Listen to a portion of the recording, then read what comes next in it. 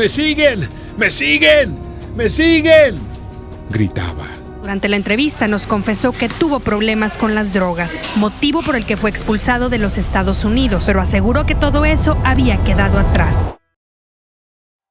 Cartel assassinations are rampant in Mexico, and despite the constant efforts by law enforcement authorities, the number of victims grows exponentially every year. Cartel members and police officers are the most common victims of these wars and rivalry, but the general population and celebrities are not far behind. Being in the spotlight in Mexico is a risky business. If you create content against the narco lords or try to expose their secrets, they will come after you. But what about singing ballads praising their love and life story? Does that get you eliminated from the world? Apparently, it does. Today's story is about Jose Sergio Vega Cumea, a Mexican singer who had a thriving career and a great prospect in the world of music. However, the life of this talented individual was cut short because of cartel rivalry. The honest man was dedicated to his craft and never harmed a soul, but unfortunately, despite being a star, he couldn't ensure safety for himself. So how did he enrage the cartel that felt the need to eliminate him, and what had happened on that fateful day? Which cartel was responsible for his untimely demise?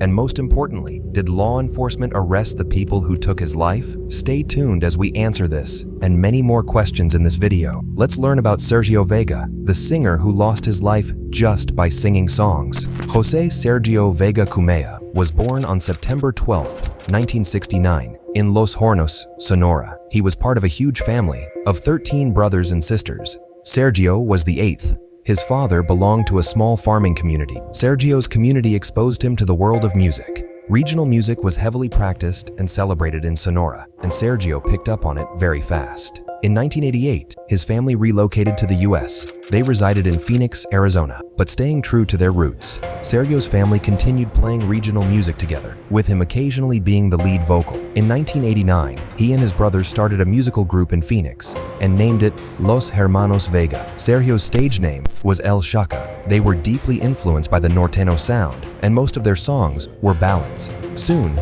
they signed with the Texas-based Joey Records and released numerous hit songs such as Corazon de Oropel and El Gallo de Sinaloa. Apart from their regulars, in the early 1990s, the Los Hermanos Vega began singing narco corrido music. It's a subgenre of Mexican native corrido music, a type of ballad that is sung against a polka beat and speaks of the lives and brutalities of Mexican cartels. Around this time, he had a fallout with his brothers. According to reports in 1994, Sergio was acting strange and was choosing to stay indoors for days. He would wear pajamas when it came out, and this created a negative image for the band in the public eye. Later in life, Sergio unveiled that he was struggling with substances which made him act that way. Many suspect that he was taking the white powder, which was the cause of his strange pubic behavior. By 1994, he had already established a singer persona for himself and knew that he had a stable career ahead. He left his brother's group, relocated to Mexico, and created another for himself called Los Rios del Norte, or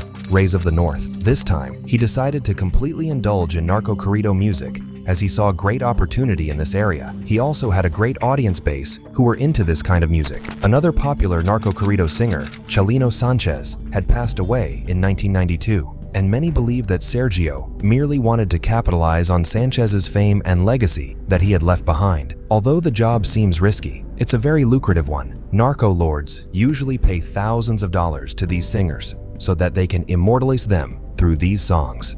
The risky part of this job is that when a singer glorifies one narco lord, he automatically becomes the target of the rival cartels.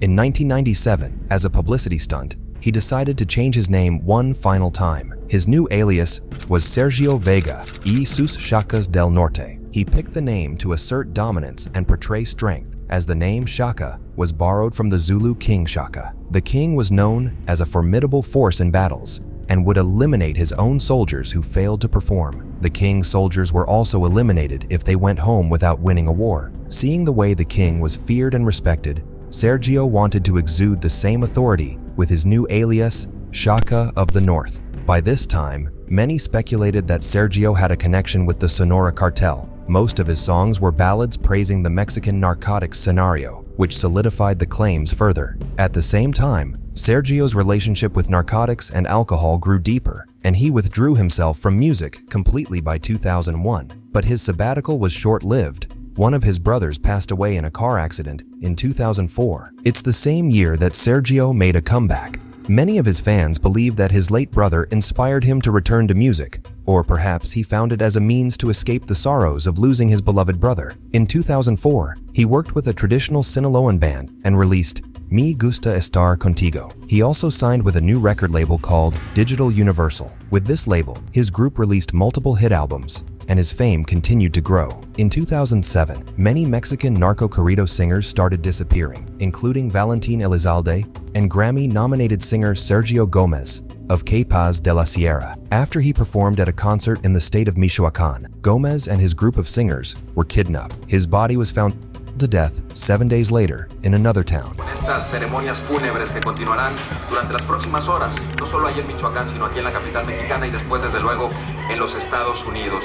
Sergio Vega had performed narco corrido music with these two singers, and their disappearances and elimination should have alarmed him, but they didn't. However, he did tighten his security. By 2010, around 14 narco corrido singers were eliminated. No one knew the actual reason, and their death was very suspicious. The general public speculated that their lives had been taken for cartel allegiances and rivalry. In 2009, when another singer was found dead, Sergio Vega was asked if he felt threatened by these constant deaths. But he was aware of the situation, trusted his guts, and chose to continue to sing the songs. After this many eliminations, the government of Mexico decided to step up and take things under control. They began putting a restriction on narco corridos music. They also took down a bunch of music videos from YouTube. Their decision drew criticism from many label owners as they saw this branch of music as a lucrative business opportunity. However, the government clarified that they were only prompting the producers to place a caution label on the produced music, just like anyone would do with tobacco. Some label producers spoke from the place of a concerned citizen and appreciated the censure. After this mandate, Sergio Vega returned to his old love songs and ballads for some time. Whether he did it because of the pressure from the government or for fear of his life, no one knows. Normal en la vida cotidiana de un cantante, de un músico, estar rodeado de gente armada, de policías, de algo. Entonces se siente uno medio mal, pero como te digo, me llevaron para allá. 6 horas estuve ahí platicando con ellos y pues a acreditar a lo que yo me dedico, ¿no? In June 2010, rumors spread that Vega was eliminated by a narcotics cartel. However, he was alive. In fact, he interviewed with an entertainment magazine on June 26, 2010, and said that this had become a norm for him. People spread rumors about him being dead all the time, and then he had to call his family and verify that he was alive and doing well. He said that his mother had heart problem, and the fake news of death was becoming a nuisance for his family. However, soon he was eliminated when he was on his way to perform in a village festival concert in Sinaloa. On June 26, 2010, at around 9:30 p.m., Sergio Vega was traveling on the Mexico-Nogales International Highway in his red Cadillac. He suddenly noticed that a car was following him. Sergio Vega called his agent immediately and informed her that he was being followed and the incident was unsettling him. He asked her to inform the federal police. The car had armed gangmen with weapons. They chased Sergio Vega's car for 15 minutes before he lost control and drove the car into a pole. The armed men reached the Cadillac and opened fire on him. Sergio's agent was still on the call, and she heard the gunfires. She claimed that the singer told her that he was not going to make it. The 40-year-old singer's assistant, Sergio Montiel Avila, was also in the car. Although he was severely wounded, he miraculously survived the attack. He later became a crucial witness of the case and told the reporters that the car they were riding in was forced to park, and then armed gunmen ran to the passenger side of the car and finished Vega off. They fired at his head and chest, and more than 30 bullets were found in his body, with 15 in his torso. His agent posted a tweet online to announce the loss of her dear friend. He was laid to rest in the presence of his family and fans. They all played his famous and favorite tracks as he said goodbye to the legend. But who did it? Which cartel lord did Sergio Vega upset so much that he took his life? This is not the first time a celebrity, YouTuber, or journalist has been eliminated due to cartel rivalry, or even crossing the narco lords in some manner. Following the deaths of the music stars, celebrities of many other industries saw a tragic and untimely demise because their content held leaked information about the narcotics trade, or they had maligned the lords through jokes and funny videos. Because of widespread access to the internet, many celebrities are making their way to YouTube to establish themselves as notable figures. Creating content on YouTube is cheaper than producing a TV show, and it also gives content creators enough liberty to choose the type of content they want to create. But in Mexico, too much liberty can be a bad thing, as we saw in the case of many celebrities who lost their lives over simple content made around narco bosses. In 2017, popular Mexican YouTuber Juan Luis Lagunas Rosales lost his life because of insulting a popular narco lord in his video. He was only 17 years old. Considering his age, it's common for such teens to make stupid mistakes online. But the cartel leader was not very amused with his approach. Juan left school at 15 and began making videos on YouTube, which shows his dedication to his craft. He struggled with alcoholism, but the nature of his content was funny, and he soon collected millions of views and hundreds of thousands of followers on his social media account. He also earned the nickname El Pirata de Culiacan, or the Pirate of Culiacan. In 2017, Juan posted a video online insulting one of the most dangerous narco lords of Mexico, Nemesio Oseguera Cervantes, also known as El Mencho, leader of the Jalisco New Generation Cartel. In the video, Juan told El Mencho, "Suck my."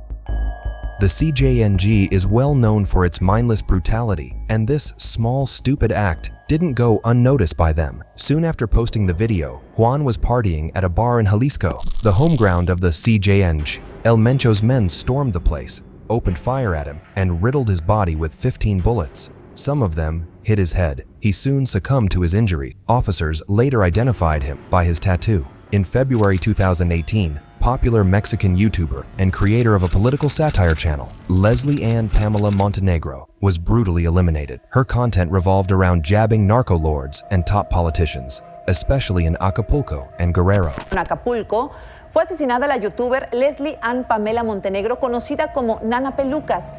Anoche dos hombres le dispararon en su restaurante en el fraccionamiento Costa Azul. She created the YouTube channel and a satirical magazine in 2012, El Sillón, which meant the couch. The center of her content was a character called La Nana Pelucas, or the Grandma in Wigs, which Leslie played herself. She wore a bushy hair wig and big glasses, adopting the looks of a classic grandmother who liked gossiping about various topics and also passed hard judgment. Her content was supposed to be witty and humorous, but sometimes they ended up being downright offensive. In one of her videos, Leslie made a remark about the Acapulco mayor, saying, "This snot-face didn't even have enough support for re-election, and now he thinks he'll become a senator." Leslie owned a restaurant, a Todos Los Santos, in Acapulco with her husband, who was also in charge of her magazine. At around 6 in the evening, two men entered the restaurant and approached Leslie, who was sitting with her husband. They opened fire at them and quickly left the scene. Leslie sustained injuries in her face and abdomen and soon passed away. Law enforcement conducted an investigation to find out the perpetrators. Attorney General of Guerrero, Javier Olea, claimed that Leslie had sensitive information about a notable narcotics cartel, which she was planning to leak. This led to her elimination. He also claimed a local up-and-coming cartel called the Independent Acapulco Cartel was behind the attack by orders from their leader, Javi Daniel Cervantes Magno. However, many believed that the Attorney General had announced falsified information to hide the true criminal, as no arrest warrant was ever issued for Magno. The blame game continued, and few arrests were made, and Leslie's husband kept asking for justice. But the Mexican Authority is yet to uncover the true perpetrator behind the tragic fate of this popular YouTuber. In 2019, a journalist, Nevith Condes Jaramillo, was knifed near his house. He ran a show called Frente al Sur, which collected complaints from the public and exposed politicians and local corruption by government employees and businesses owned by cartels. He had already received death threats for encouraging people to come forward with the truth. When he didn't pay heed, he was eliminated by unknown perpetrators. A report claimed that around 157 journalists had lost their lives between 2020 and 2022, and the number is nothing short of a horror story. In 2022, another YouTuber was gunned down outside his home in Culiacan, Sinaloa. His name was El Compa Jorge. He was supposedly abducted by a cartel in 2021, but he hadn't reported a complaint after his release. For some reason, he felt the need to retell the story of his abduction online for his followers. Porque les voy a platicar una anécdota que me pasó. Pues les voy a platicar más o menos la historia de cómo me levantaron aquí en Culiacán, plebe. The cartel that had abducted him wasn't happy with the information being online, which might have prompted them to eliminate him. Jorge was only 36 years old and had a life full of opportunities ahead of him. On the day of the incident, He was on his way to work and posted content online speaking about his latest achievements and plans for his career. An SUV soon drove up to him, containing 2 men. They opened fire at him 10 times before fleeing the spot. The SUV didn't have a Sinaloa license plate, and the identity of the vehicle remains unknown to this day. Jorge was immediately taken to a local clinic, but he passed away on the way. His followers were deeply saddened by the incident and demanded justice, but some also called out his immaturity. They argued that Jorge shouldn't have gone back to the location of the abduction and recorded the place. He shouldn't have posted details of that incident online for everyone to view. They claimed that Jorge had warranted his demise with this foolish act. If he'd done it for the clout, he indeed got it. His channel got a boost after the video was published, but it cost him his life. So, did law enforcement find which cartel took the life of Sergio Vega? Yes and no. No one exactly knows which cartel did it. However, the witness and sole survivor of the attack had managed to name a specific cartel, but the records were cleared from police reports soon afterward. The name never came out in public. Sinaloa is the home to many kingpins who have led the Juarez cartel and the Beltran Leyva organization in the past. So, many suspect that one of these kingpins might have orchestrated the attack. In 2020, Hector Beltran Leyva's financial operator was arrested, and he divulged that Hector and Sergio Vega had a romantic relationship, but the claim was never proven. People speculate that Hector was upset and angry when Sergio decided to play at a concert for a rival narco lord, so he hired an assassinator and eliminated Sergio. But as the incident took place in Sinaloa, many suspect that the infamous Sinaloa cartel might be behind the attack. Its leaders, Joaquin El Chapo Guzman and Ismael El Mayo Zambada, are ruthless narco lords who have eliminated people before, for the silliest of reasons. He has been the most wanted man in Mexico. Are all part of his business. Elijah Wald, author of the book Narco Corrido, spoke out about the gruesome scenario of Mexico. However, he also mentioned that it wasn't unnatural for these singers to get caught up in such troubles as their line of work is intertwined with the underworld. Sometimes these eliminations took place because of jealousy over love interests, but no one could pinpoint one particular reason behind the incidents. Sergio Vega was deeply associated with narco bosses and believed that his connections would provide enough protection for him. That's why he never hired security for his protection. However, he never imagined that these very associations might become the reason for his death someday. He also traveled in pajamas in most areas, showing that he was very comfortable in these areas. However, none of it could save him from the wrath of a narco lord. Sergio Vega is remembered by his family and fans as a man with a good heart. He took his profession very seriously and was committed to his art, so much that he might have overlooked the repercussions. His fans mourned the loss and expressed their frustration on social media. Sergio was also making progress in his personal life. The self-proclaimed lover had been in a relationship with many women and had as many as 17 children with all of them. In 2018, a man called Sergio Vega Jr. began recording songs. He claimed to be Sergio Vega's son. Al único que sí conocemos es a Sergio Vega Jr., ya que él mismo se hizo conocido tras su dedicación a la música en el año 2012, convirtiéndose en una figura de la música regional mexicana. Acá sí puede decirse que es un auténtico hijo del Chaca. Even though law enforcement is trying its best to limit the production and proliferation of narco corrido music, it doesn't solve the problem of the random elimination of artists and journalists. After the death of Sergio Vega in 2010, many other artists, content creators and journalists have lost their lives simply because they chose to speak the truth about narco lords in public. Under such circumstances, the general public of Mexico can only hope that the government will rise up and take real action against these mindless brutalities. But owing to the fact that the government is controlled by some of the biggest cartels in Mexico, the wishful thinking might remain a dream. What did you think of the untimely demise of Sergio Vega? Do you think he should have been more careful about his career choices? Do you know of any other famous singer or celebrity whose lives were brutally taken away by cartel members? Let me know in the comments below. Thanks for watching the video. Don't forget to like the video and subscribe to our channel.